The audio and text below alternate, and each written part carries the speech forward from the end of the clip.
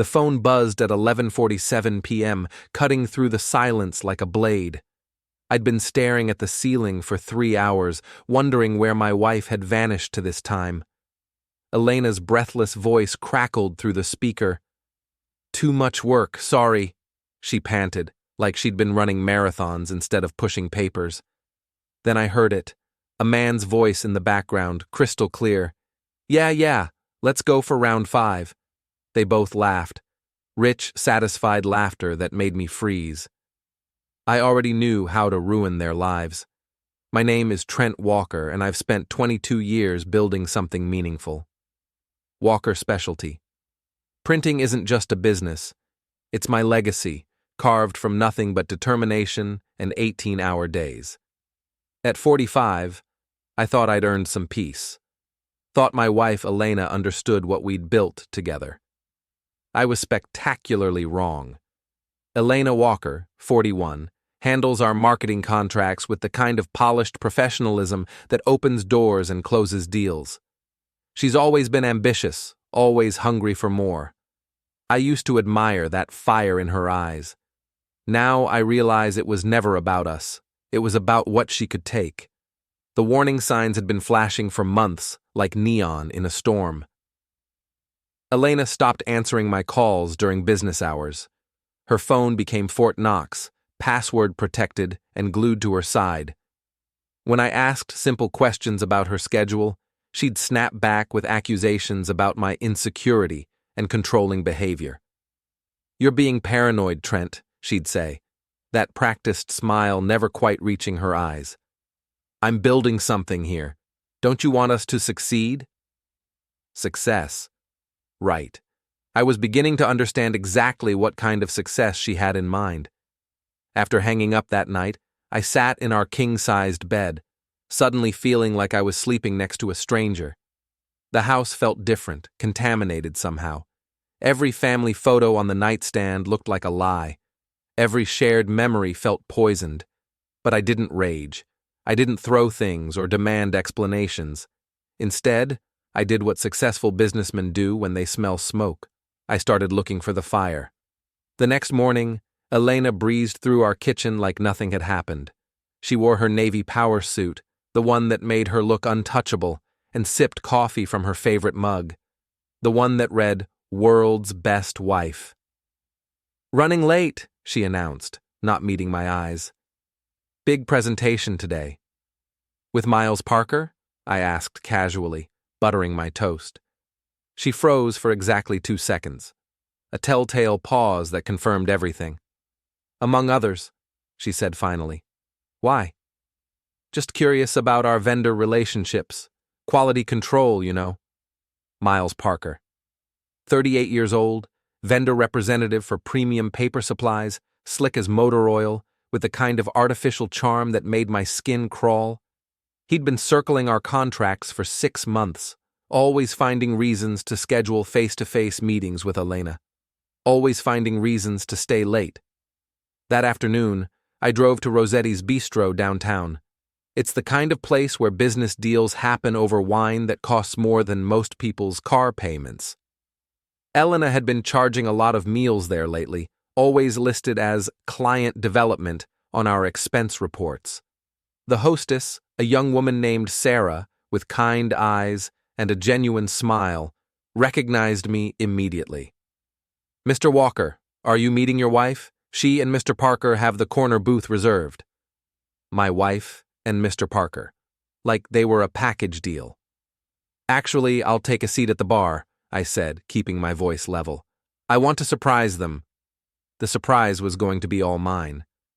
I ordered a scotch and positioned myself where I could observe without being seen. The restaurant's acoustics carried voices perfectly from that corner booth.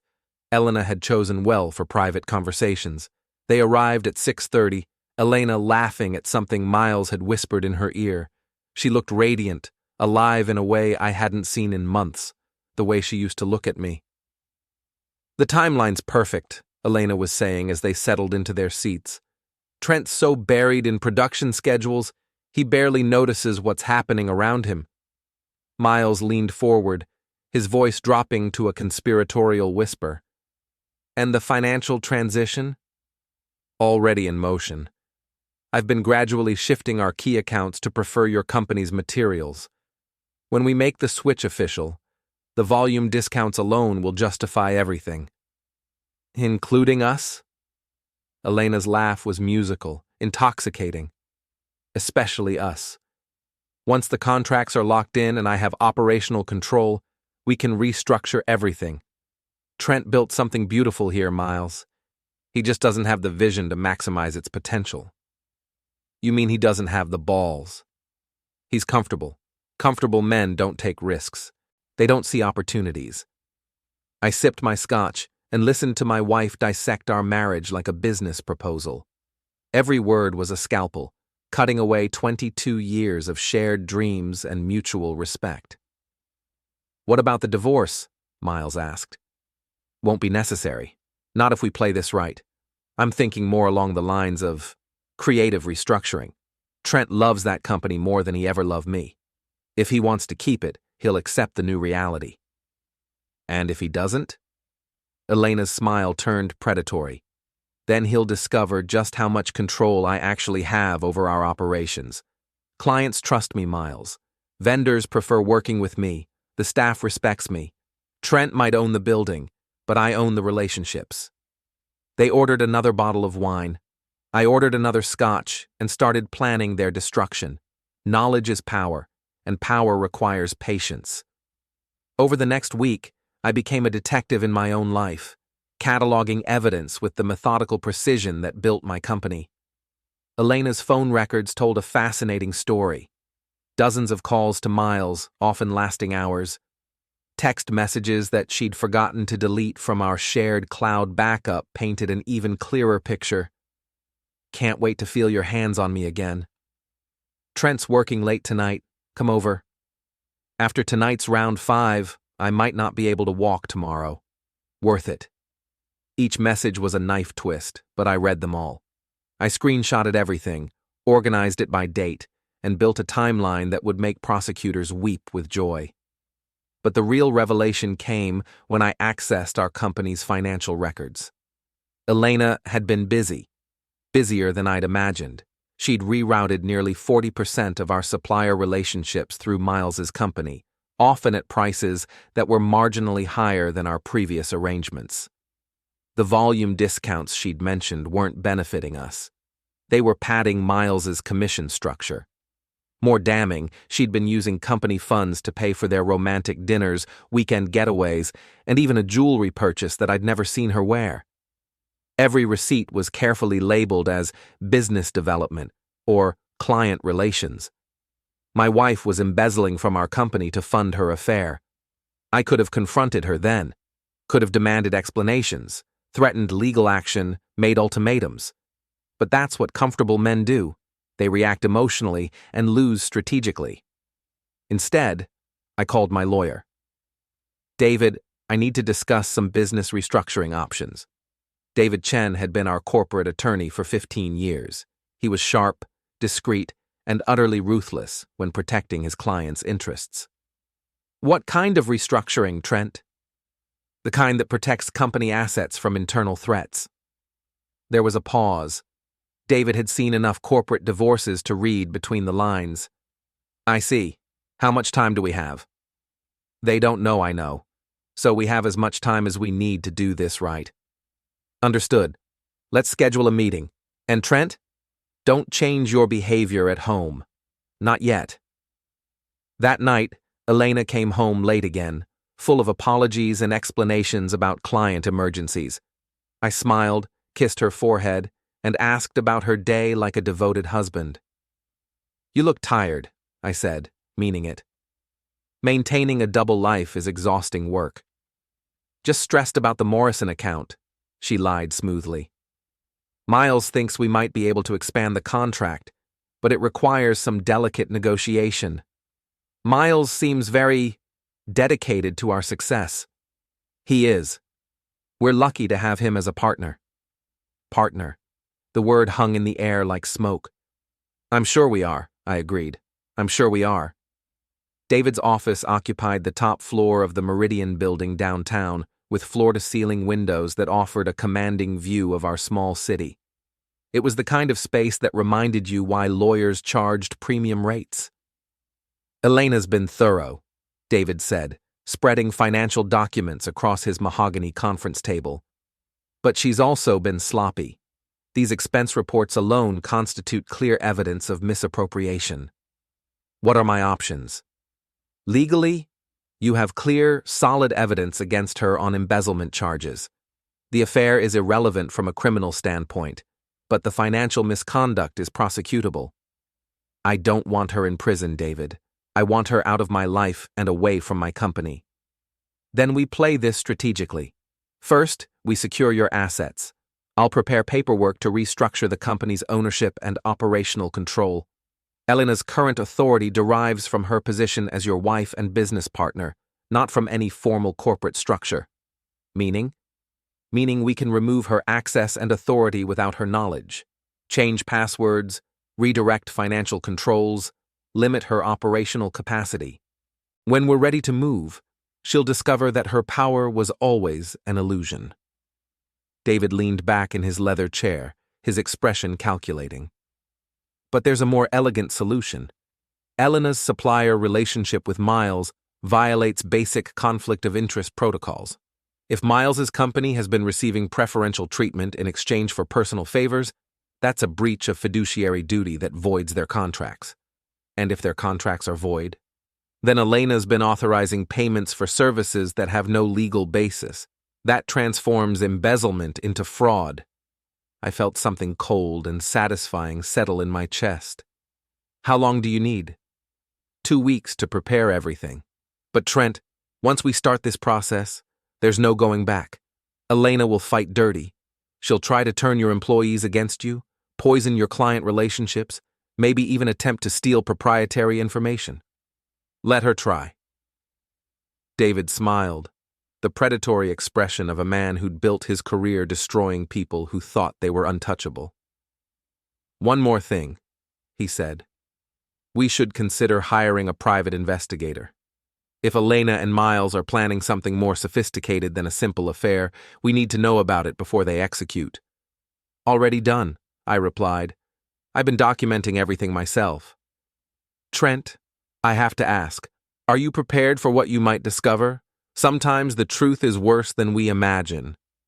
I thought about Elena's laugh at the restaurant, the casual way she'd discussed dismantling everything I'd built. I'm prepared for anything. I was wrong about that, but I wouldn't discover just how wrong until it was almost too late. That evening, I implemented the first phase of David's strategy. I changed every password Elena had access to: company email, financial accounts, client databases, even our shared streaming services. I made the changes gradually, over several hours, so any alerts would look like routine security updates rather than coordinated action.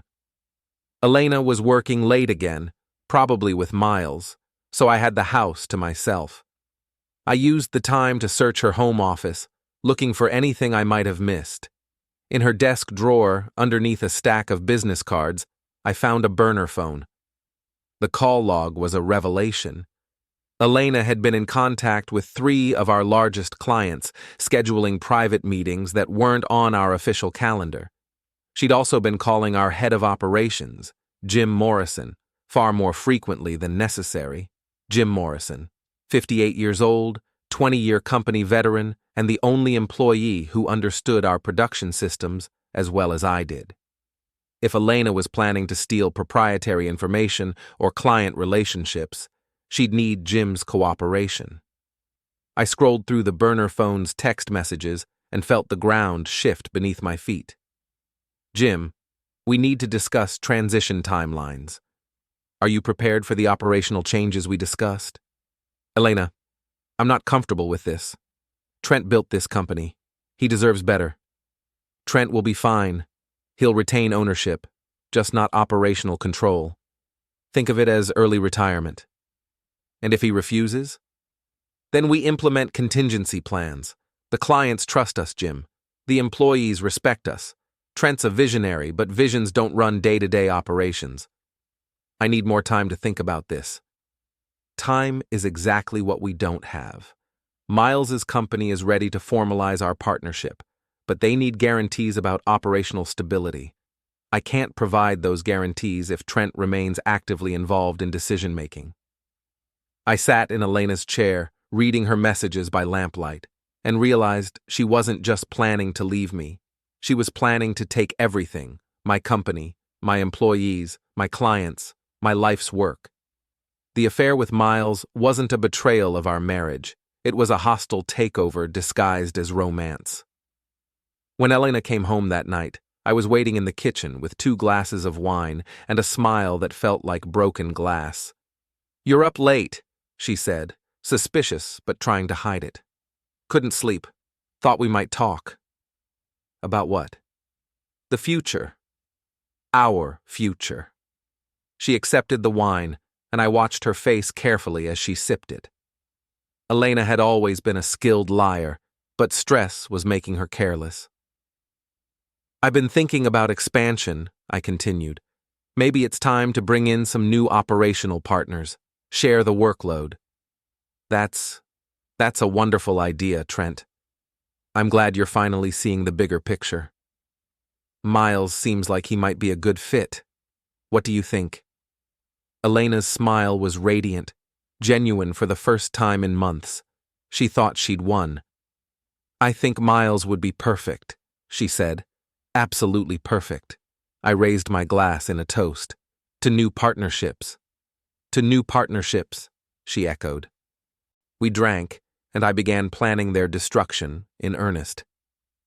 The next morning, Elena left for work with a spring in her step that I hadn't seen in months. She probably thought our conversation meant I was ready to accept her restructuring plans. She probably imagined that her careful manipulation had finally broken down my resistance. She was about to discover just how wrong she could be. At 9 a.m. sharp, I walked into our company's main office and called an emergency meeting with our senior staff. Jim Morrison looked nervous when he saw me, guilt written across his weathered face like a confession. "Ladies and gentlemen," I began, "we need to discuss some operational security issues that have come to my attention." I'd prepared a presentation that laid out everything: Elena's unauthorized expense reports, the preferential treatment of Miles's company, the financial irregularities that had been accumulating for months. I didn't mention the affair directly, but I didn't need to. The numbers told their own story. "Effective immediately," I announced, "all supplier relationships will be reviewed and renegotiated.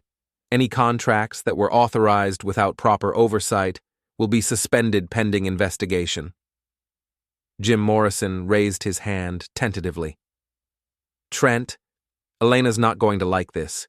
She's built strong relationships with our vendors." "Elena's relationships with our vendors are exactly the problem, Jim." The room fell silent. Everyone understood what I wasn't saying directly. "Furthermore," I continued, "all financial authorization will now require dual approval, mine and our new comptroller's. I've hired Janet Stevens from Meridian Accounting to provide oversight and ensure compliance with proper business practices." Janet Stevens was David's recommendation, a forensic accountant with a reputation for uncovering financial misconduct. She'd started reviewing our books the previous evening and had already identified several transactions that warranted investigation. At 10:30, Elena burst into the conference room like a hurricane. "What the hell is this about, Trent? I just tried to access our client database and found myself locked out of every system." "Security upgrade," I replied calmly. "Janet will provide you with new credentials once the audit is complete." "Audit? What audit?" "The one that's going to determine whether our financial controls are adequate for a company of our size and complexity." Elena's face went through several color changes: confusion, anger, fear, and finally a cold calculation that I recognized from our marriage. "I see. And when were you planning to discuss this with me? I am your business partner, Trent. I have a right to be consulted on major operational decisions." "You're my wife, Elena. Janet Stevens is my business partner." The words hit her like a physical blow. For the first time in months, Elena Walker was speechless. "We'll discuss this at home." she said finally, her voice tight with controlled fury. Yes, I agreed. We will. That afternoon, Miles Parker called my direct line. Trent, I think there's been some misunderstanding about our supply contracts. Elena mentioned that you're reviewing our arrangements? That's correct, Miles. We're reviewing all vendor relationships for compliance and cost-effectiveness. I see. Well, I'd like to schedule a meeting to discuss our partnership. I think you'll find that our pricing structure and service quality justify our current agreements. I'm sure they do. Unfortunately, our audit has revealed some irregularities that need to be addressed before we can proceed with any vendor meetings. Irregularities? Conflict of interest concerns. I'm sure you understand. There was a long pause. Miles was smart enough to know that his carefully constructed house of cards was collapsing. Trent, I hope we can resolve this professionally. Elena speaks very highly of your business acumen. I'm sure she does. Unfortunately, Elena's judgment regarding vendor relationships appears to have been compromised. I'm not sure what you're implying. I'm not implying anything, Miles. I'm stating facts that will be included in our audit report and shared with your company's compliance department. The line went silent. At 6 p.m., I received a text message from Elena. We need to talk. Now. At 6:15, she stormed into our house like an avenging angel, her professional composure finally cracking. You bastard, she snarled. You've been planning this. Planning what, Elena? Don't play innocent with me, Trent.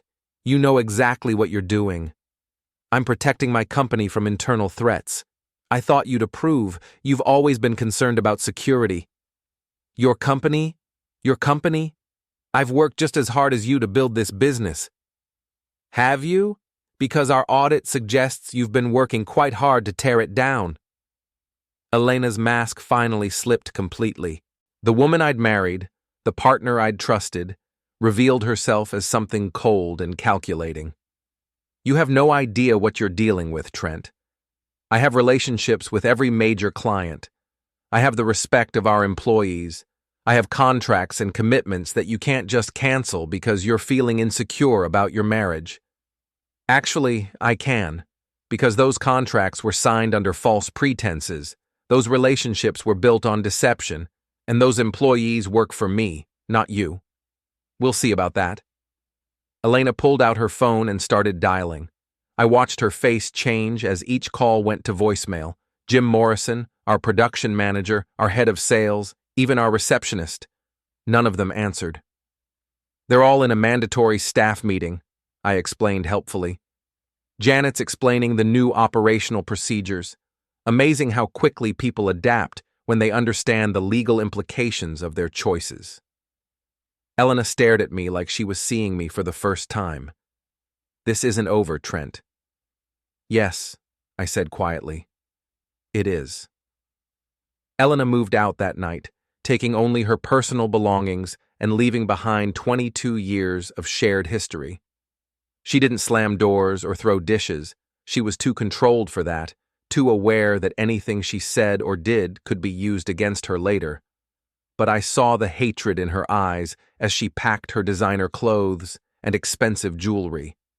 I'd taken everything she'd worked for, everything she'd planned for, everything she'd betrayed me to achieve.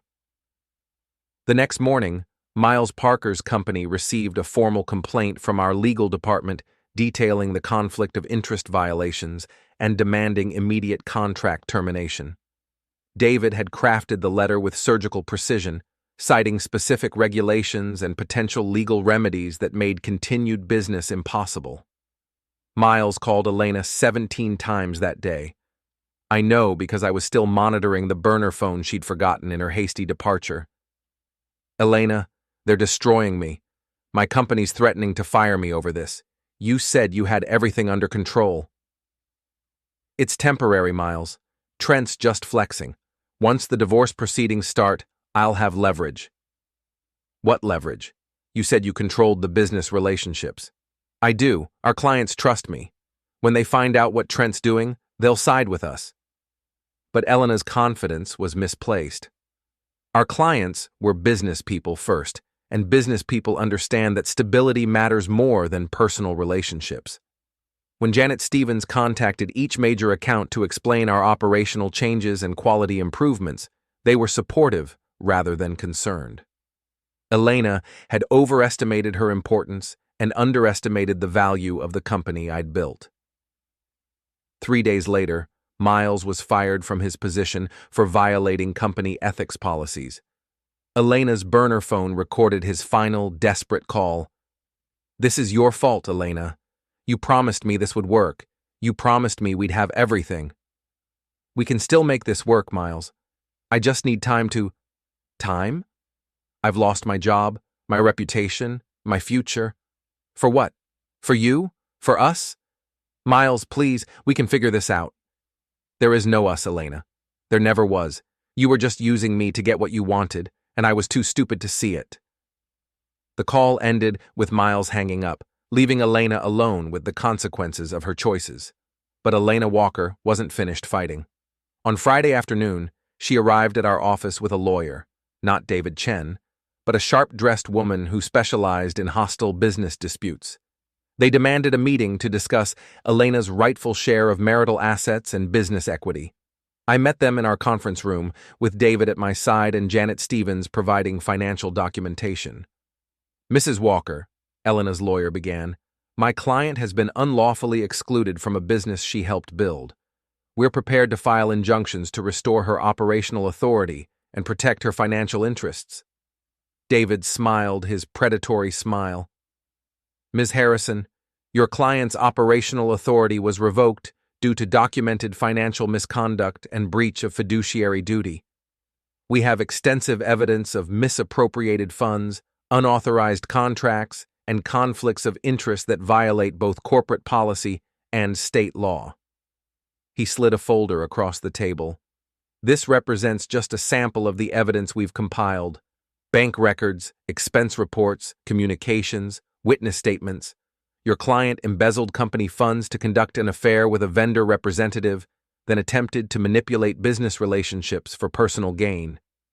Elena's lawyer opened the folder, and her face went pale. The evidence was overwhelming, meticulously documented, and legally bulletproof. "Furthermore," David continued, "Mrs. Walker's actions constitute fraud, which voids any claim to marital assets derived from the business. Under state law, a spouse who commits financial crimes against marital property forfeits their right to community property claims." "This is vindictive prosecution," Ms. Harrison protested. "My client made mistakes in her personal life, but that doesn't justify—" "Your client stole money," David interrupted. "She violated her fiduciary duties. She attempted to defraud the company she was supposed to protect. These aren't personal mistakes. They're crimes." Elena finally spoke, her voice barely controlled. "Trent, we can work this out. We don't need lawyers and threats. We can be civilized about this." I looked at my wife, my soon-to-be ex-wife, and felt nothing but cold satisfaction. "Elena, you had the chance to be civilized. You chose to be criminal instead. I never meant for things to go this far." "Yes, you did. You planned this for months. You recruited my employees, stole my clients, embezzled my money, and tried to destroy everything I built. The only thing you didn't plan for was getting caught." Elena's composure finally cracked. "You self-righteous bastard. You think you're so perfect, so noble. You built this company by working 18-hour days and ignoring everything else. You ignored me, ignored our marriage, ignored everything that mattered except your precious business. And that justified stealing from me? It justified taking what I earned. I worked just as hard as you did, Trent. I sacrificed just as much. I deserved more than being your silent partner and grateful wife. You deserved exactly what you earned through honest work. Nothing more, nothing less."